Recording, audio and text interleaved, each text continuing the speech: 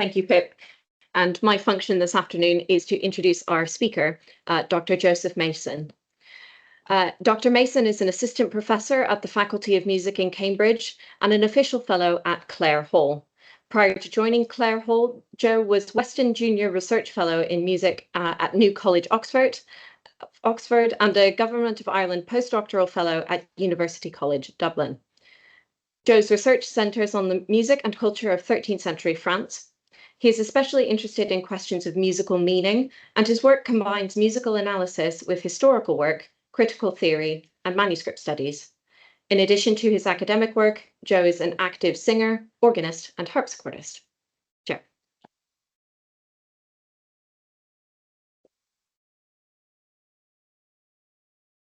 Hello, everyone. It's lovely to be speaking to you here today.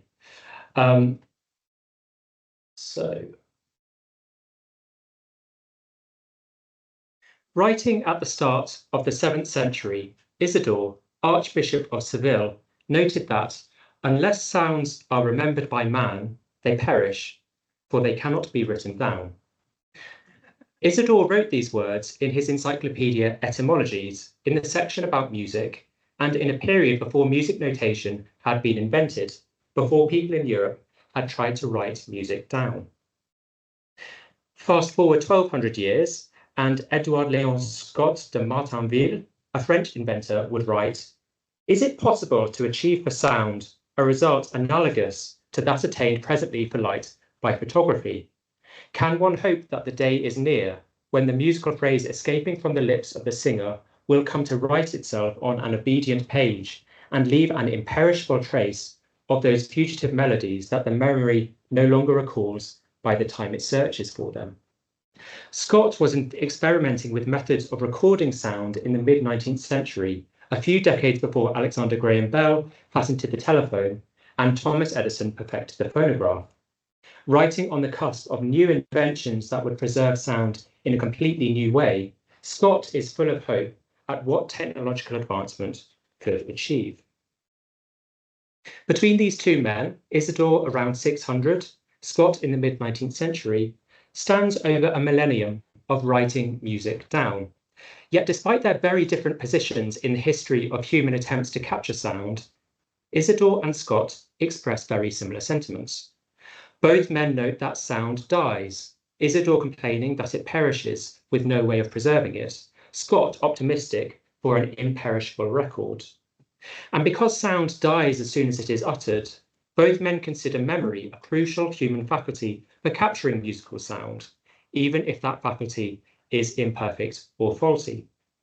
And finally, what's interesting is that both comment on the difficulty of writing sound down, even though by Scott's 19th century, music notation was in an advanced state. For both men, there's something about sound and music that can never quite be fully captured in writing.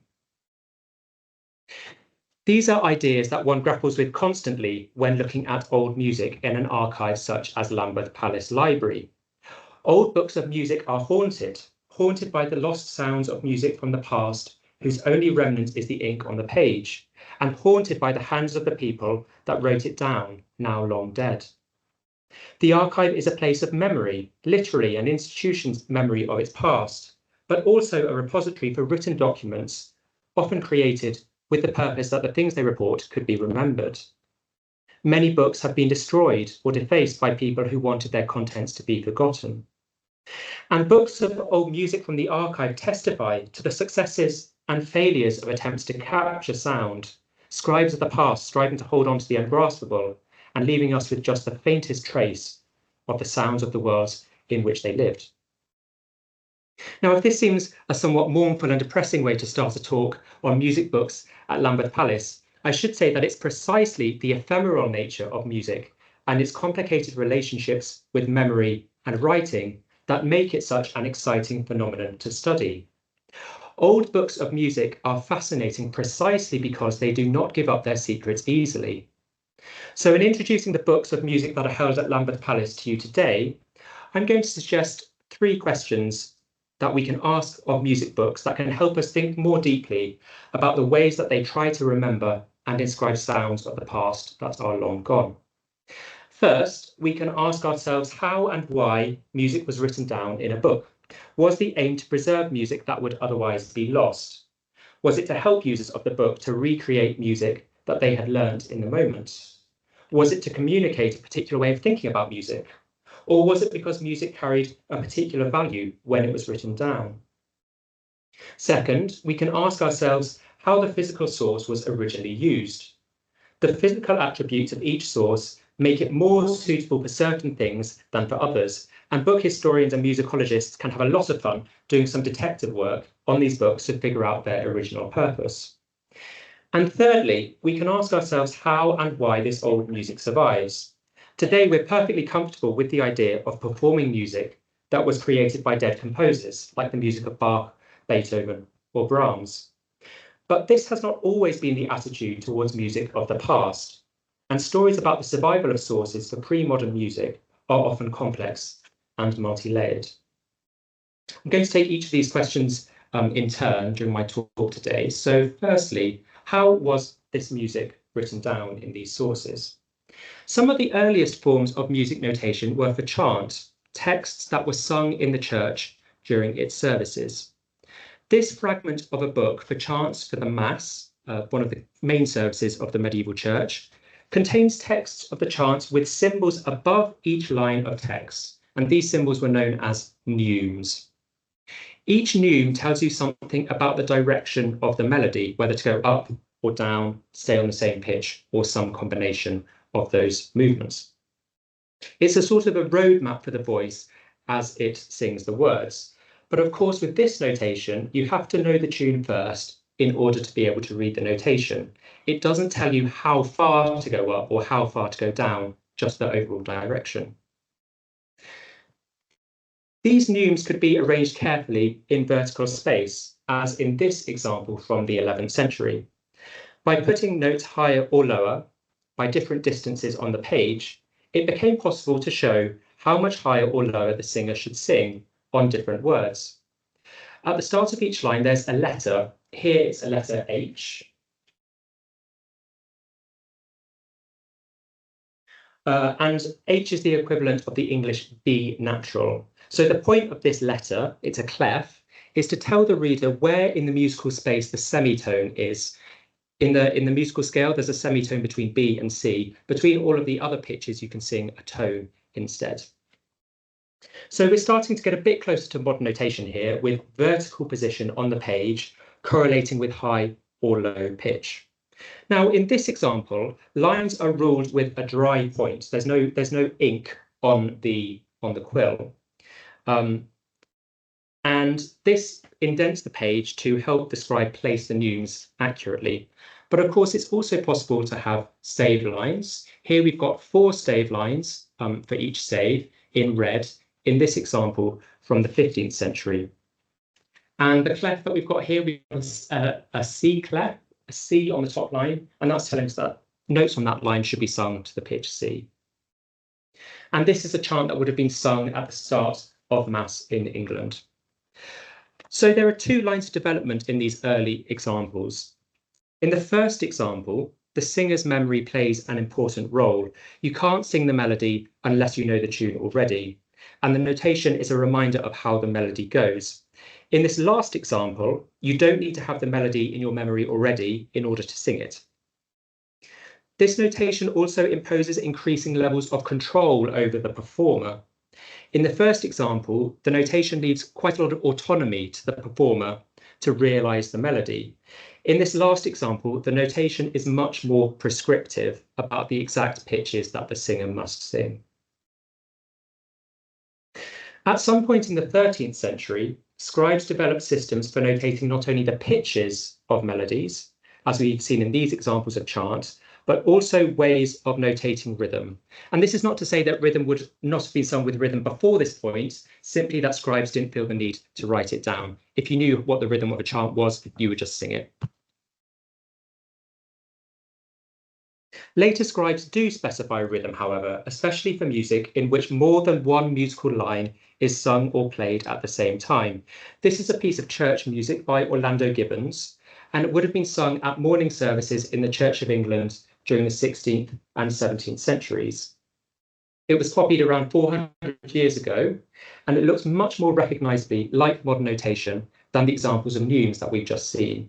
Each note has a shape that tells the singer how long to sing it for, enabling the singer to coordinate their part with the other voices. And in this case, 4 voices would sing at any one time. I did try to find a recording of this, but the only ones I could find were quite old and warbly, so I've spared you that. Maybe we can have a go at singing it later. So far, I've only shown you music books written by hand, what we would call manuscripts. But an important stage in the development of Western music notation was the invention of music printing. Around the middle of the 15th century, Johannes Gutenberg introduced printing with movable type to Europe. In Gutenberg's printing process, each letter was on its own piece of metal type and could be slotted into place to form words and sentences. It was not long before creators of music books were also experimenting with printing. But music notation has an extra challenge that text does not. In music notation on staves, you need to print 2 things in the same space on the page. You need to print the stave lines and you need to print the notes. Printers came up with different solutions to this unique problem. This book of chant from the middle of the 16th century has been printed in several stages in an intricate process. For the music, the stave lines were printed first in red ink with small pieces of type, each with a bit of stave on, joined together to span the page. You can see that there are some small gaps here. So each of those would be a piece of stave type. Then in the second round of printing, the neumes will be printed on top in black. Now, this way of printing produces a very nice result. It's the only way that you can get 2 colours. But there were sometimes some problems with this style of printing. It's quite easy to misalign the 2 layers, so you might end up with notes that should be on lines in spaces or vice versa. And it's also a more time-consuming and therefore a more expensive process because each page has to be printed several times. An alternative method was developed that was less time-consuming and had less risk of error, but was not quite so beautiful. This is called single impression printing, where everything is printed in one go. Each piece of type for a note also had stave lines on the piece of type. You can see these on the left of the slide. And when slotted into the frame, the stave would be formed by each of these individual pieces of type, resulting in an uneven appearance. So in this book of German motets from 1626, you might be able to see the small gaps in the stave lines representing each piece of type.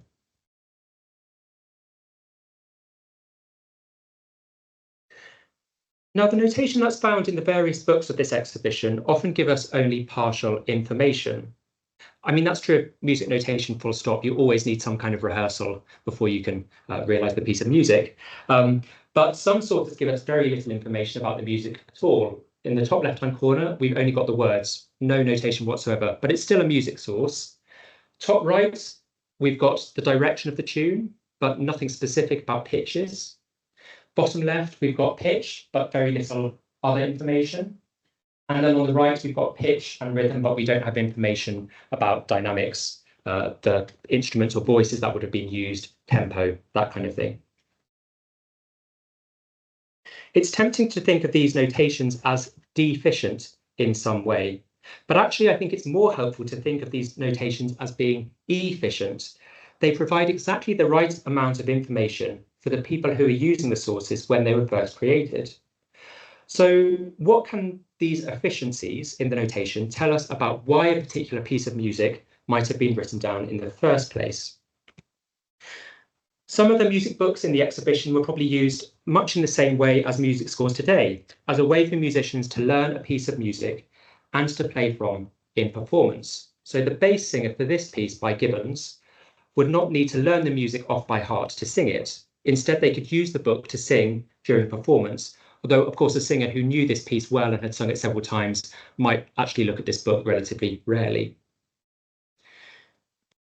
Music could also be written down to jog the memory during performance or to steer the performer in a particular direction in an essentially oral, extemporized practice. We've already seen the example on the right of the screen where the neumes only tell you whether to go up or down. You've got to know the melody first, but the neumes remind you of what happens next. A much more recent example is Archbishop Fisher's annotated order of service for the coronation of Elizabeth II. The Archbishop would have known the different ways to begin and end the phrases of text that he had to sing, but the notation reminds him which one to use each time and how to line up musical formulae with particular words. Music books might also have been used as resources from which to commit music to memory, or to check how a piece of music goes before performance. A beautifully decorated book like this could perhaps have been used in the choir of an abbey church or a cathedral, but more likely would have been kept in a chest in a room off the side of the church for the man or woman leading the chant to check how the chant goes before they had to perform it. Another important function of music writing was to provide a framework for people to understand systems of how music works. We've already seen examples of musical staves with letters that tell you the note that one of the lines represents. The musical stave is itself a kind of theoretical diagram. It tells readers to think of pitch as something that can be high or low, and with discrete pitches that sit in a consecutive series. The stave also gives singers a visual way to think about how far notes are apart, which is important when, unlike with an instrument like a keyboard or a harp, a singer can't see their own instrument, the voice. Other musical diagrams are found in some of the books in the Lambeth collection. This is a copy of the most important text about music in the Middle Ages by the late Roman writer Boethius. In this part of the book, Boethius is explaining how the interval between two pitches can be calculated mathematically. If you take a string and put your finger on it exactly halfway along and then pluck the string, you'll hear a note exactly an octave higher than if you played the string without your finger on it. And these diagrams are providing similar visual explanations for calculating pitch in this way. This is another music theory book from the collection. The German music theorist Nikolaus Wöhlich is reproducing a very famous musical diagram used in teaching music theory to choir boys, the so-called Widonian hand. Each joint on the left hand in the diagram has a note attached to it. The range of notes, called the gamut, starts at the tip of the thumb and then moves counterclockwise, finishing with the middle of the middle finger. So this requires two hands. You start here, here's your lowest pitch, and you move counterclockwise around the hand with each joint representing a note, finishing here. And if you'll excuse this modern hand gesture, the final note is actually on this side, on the middle finger.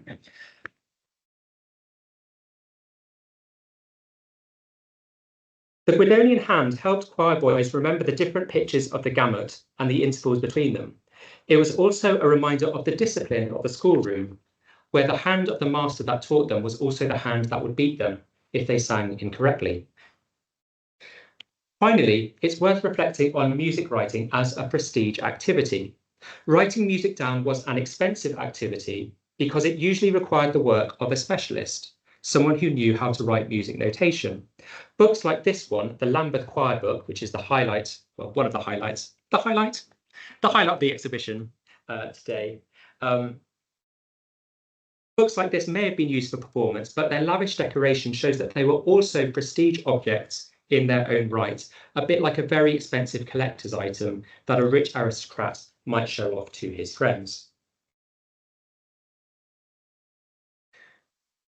I want to stay for a moment with the Lambeth Choir book to turn to the second question that we can ask of books in this exhibition. How was this physical object used? The Lambeth Choir book is one of the jewels of the Lambeth Palace Library collection. It was copied around 1525 and hence is celebrating its 500-year anniversary with this exhibition, quite the birthday party. The book is absolutely huge. You'll see it when you see it in the exhibition, and it contains religious music. There are some mass settings, such as we can see here. Mass settings, these are music for the main service in the church, the mass, where bread and wine are brought to the altar and are turned into the body and blood of Christ. There are also some settings of the Magnificat, a text from the Gospel of Luke sung by the Virgin Mary after she hears from the angel Gabriel that she will bear the Messiah.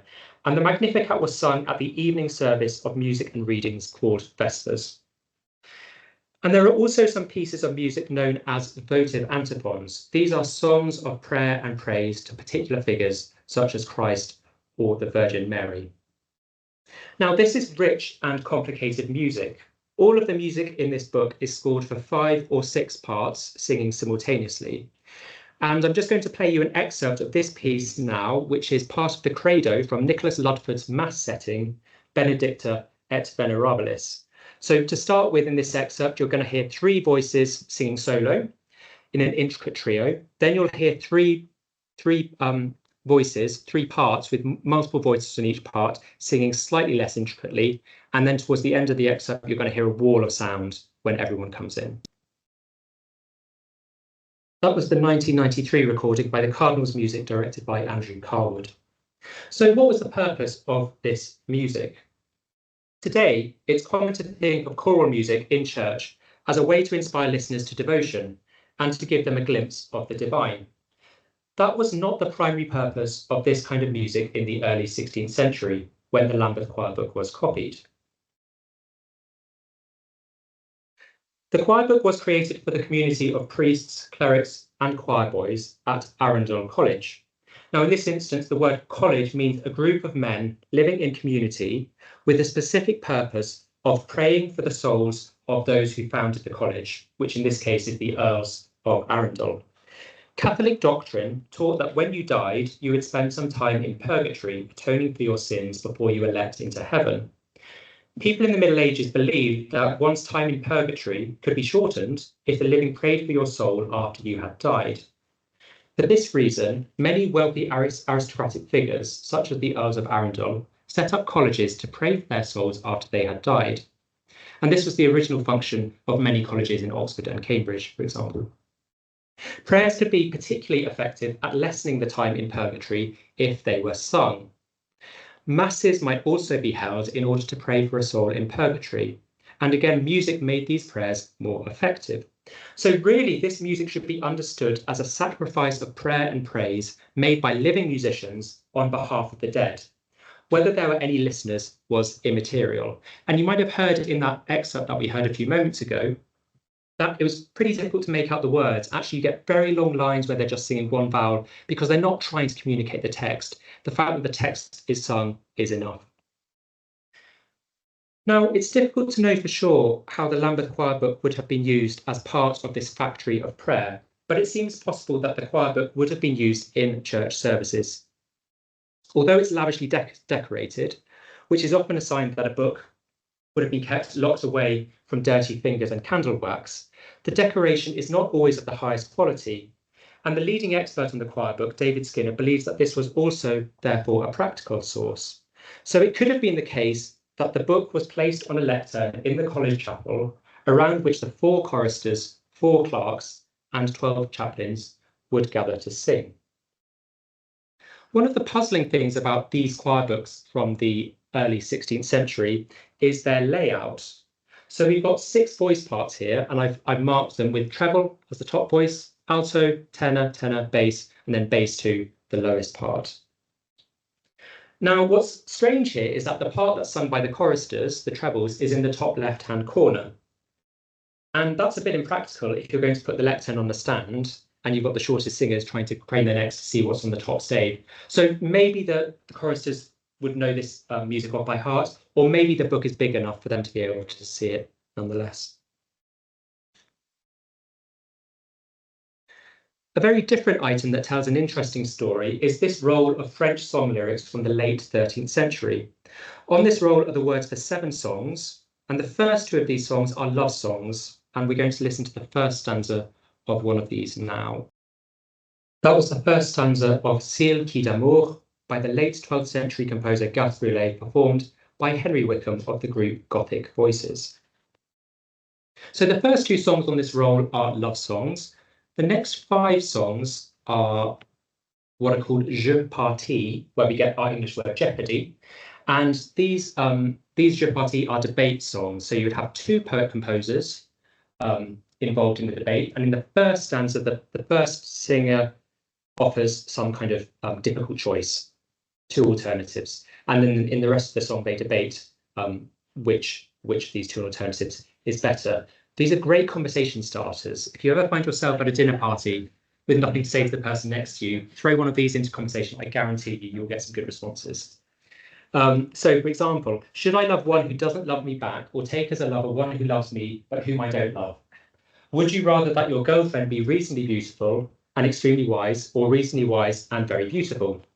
Should I be satisfied with a loyal girlfriend, or seek to have two at once? Why do women prefer teenage boys over old men? And who gives more, the man who loves his lady loyally, or the lady who lets her man into her bed? Now, these musical debates were particularly popular in the northern French city of Arras, quite near Calais. So how did this role of songs end up here in London?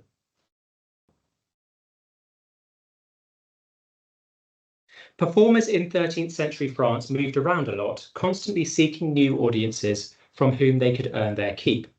This map represents the journey made by one such performer in a 13th century story. The performer travels a substantial distance from just south of the modern Spanish border to the middle of France. And this may explain how this role of songs ended up crossing the channel. A performer of songs might have carried the role with him, perhaps to help himself remember the words. Indeed, there's a small bit of string attached to the scroll, which may have been used to secure it to the performer's belt.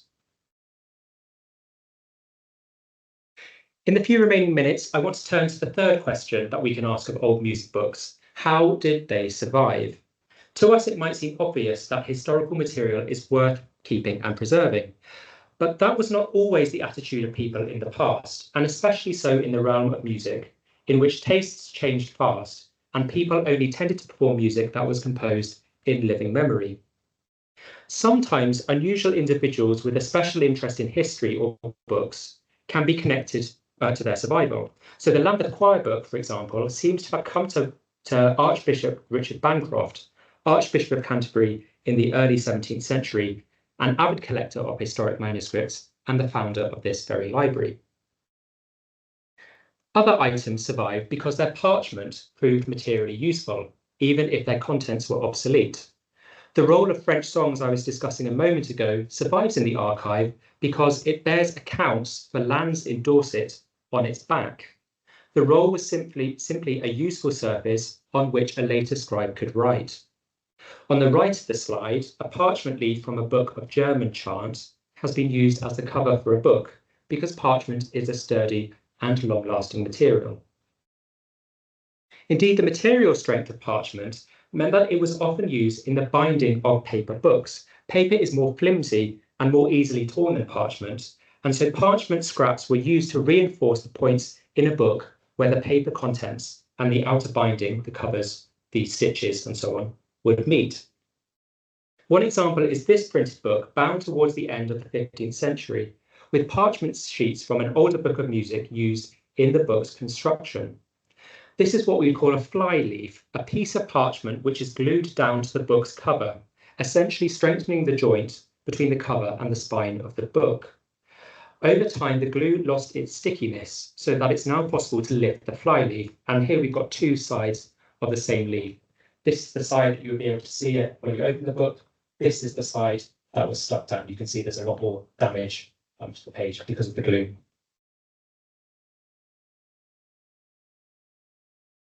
When Mary Clayton-Castenholz, one of the rare books librarians here at Lambeth, discovered this fragment, there was a good deal of excitement in the musicological community because it's not often that previously unknown sources of music from the 14th century are unearthed. The music of 14th century England survives entirely as fragments or as marginal additions to other kinds of manuscripts, so every fragment like this that we have is a very valuable addition. This side of the parchment leaf has all four voice parts for a type of piece known as a motet. In the motet, two or more voices would sing different music and different words simultaneously. Now, often the voices of a motet are arranged across 2 pages, as the diagram on the right shows. So if we only have one leaf from a motet manuscript that survives, we only have half the piece. We can't reconstruct it entirely. What's exciting about this fragment is that we've got all 4 voices on a single page, so we can put this motet together. And a plug for an event that's happening in September, 16th of September. We're going to have a performance of this motet, the first performance in, 600 years or something. So do come along to that.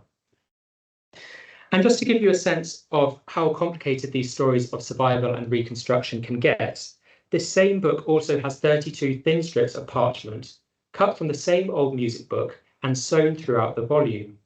These are currently being painstakingly pieced together by my colleagues Richard Dudas and Peter Lefferts, in the hope that more lost music can be recovered. Sound dies, memories fade, books are lost to moss, fire or destruction. Working with old music books in the archive can be a frustrating process as we grapple with unanswerable questions or an experience freighted with haunting and nostalgia as we try to imagine sounds that have perished, never to be recovered. But these old sources of music also confront us with questions that are endlessly fascinating and perplexing. If there's one thing that the pre-modern music in Lambeth Palace Library shows us, it's that the ways that we try to capture and remember music have changed drastically in the more than 1,000 years during which music has been written down in Europe. Like Isidore and Scott, we too are on the cusp of another major technological change, the AI revolution. Who knows what changes this will bring to the capture of sound? But maybe in another 500 years, when Lambeth Palace celebrates the 1,000-year anniversary of the Lambeth Choir Book, historians of music will be asking the same questions about our own musical practices, scratching their heads and trying to recover what they can about us. Our music too will die, but with any luck, it will also be remembered. Thank you for listening.